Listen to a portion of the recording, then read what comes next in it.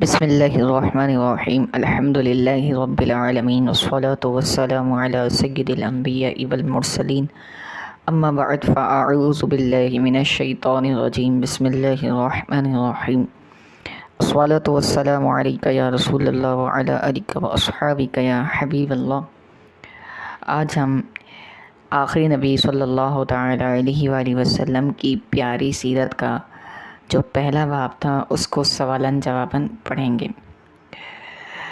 پہلا سوال یہ تھا، انسان کی پیدائش کا بنیادی مقصد کیا ہے؟ نیز اس مقصد کو یاد دلانے کے لیے اللہ پاک نے کیا اہتمام فرمایا؟ یہ اس طرح بھی سوال کیا جا سکتا ہے، اور دوسرا اس کا یوں بھی سوال بنایا جا سکتا ہے کہ انبیاء کرام علیہم السلام کو دنیا میں بھیجنے کا مقصد کیا تھا؟ تو جواب یہ ہے، اللہ پاک کی عبادت اور اطاعت انسان کی پیدائش کا بنیادی مقصد ہے۔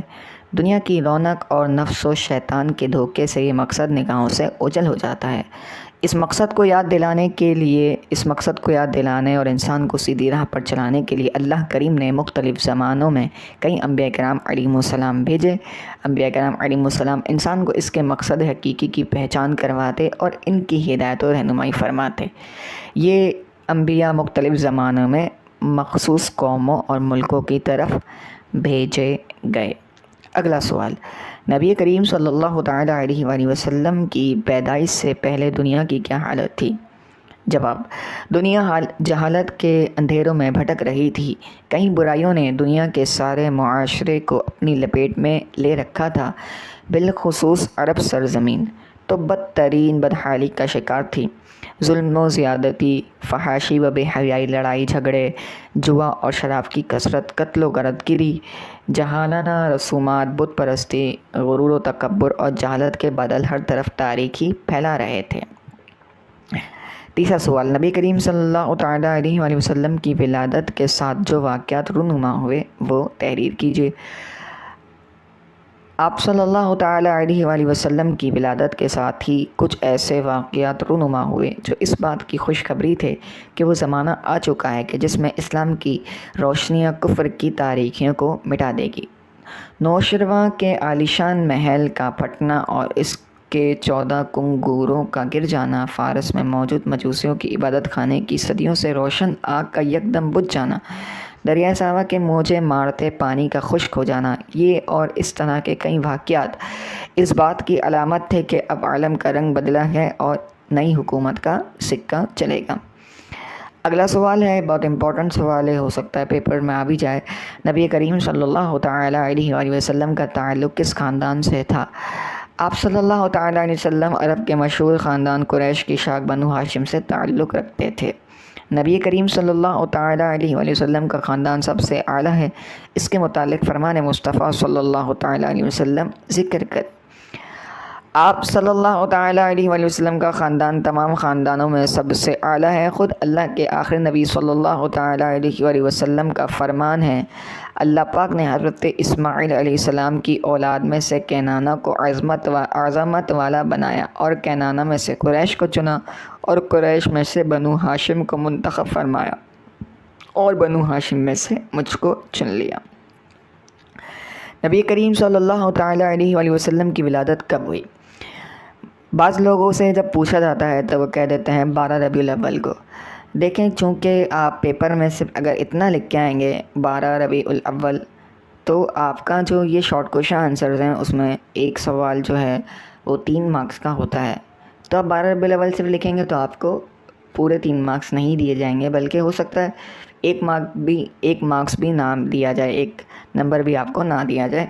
تو بہرحال آپ پورا جواب لکھیں۔ بالکل آپ نے 12 ربیع الاول شریف کی خوشیاں منائی ہوں گی، تو آپ پورا جواب لکھیں۔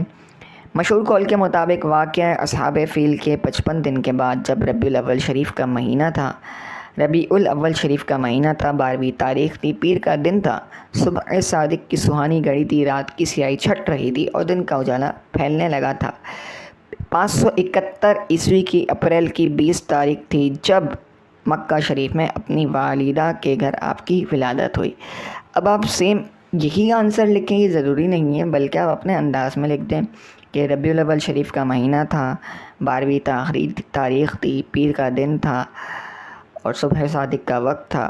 اس وقت آپ کی ولادت اپنی والدہ کے گھر مکہ شریف میں ہوئی، یوں لکھتے ہیں، لیکن ایٹ لیسٹ کم از کم 2 لائنز تو ہوں۔ اگلا سوال، والد ماجد کی جانب سے نبی کریم صلی اللہ تعالیٰ علیہ وآلہ وسلم کا نسب شریف تحریر کریں۔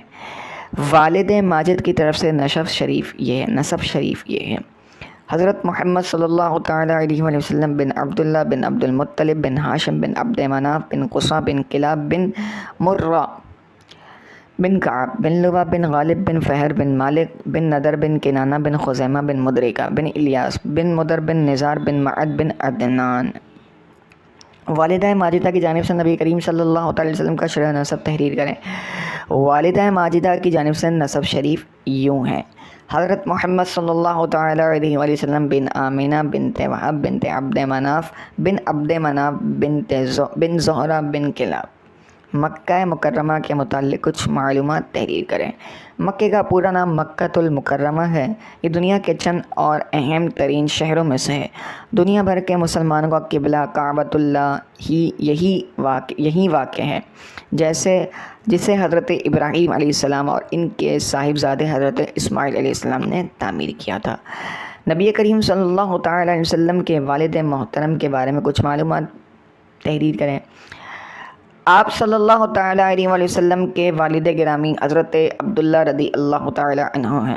یہ سیرت و صورت دونوں میں بے مثال تھے۔ ان کا وصال آپ کی ولادت سے قبل 25 سال کی عمر میں ہوا۔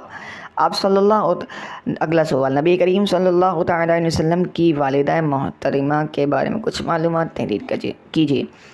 آپ صلی اللہ تعالیٰ علیہ وآلہ وسلم کی والدہ ماجدہ حضرت آمینہ رضی اللہ تعالیٰ عنہا ہیں۔ یہ اپنے نسب و شرف میں قریش کی تمام خواتین میں سب سے افضل تھی۔ والد کے وصال کے بعد انہوں نے اپنے شہزادے کی پرورش کی۔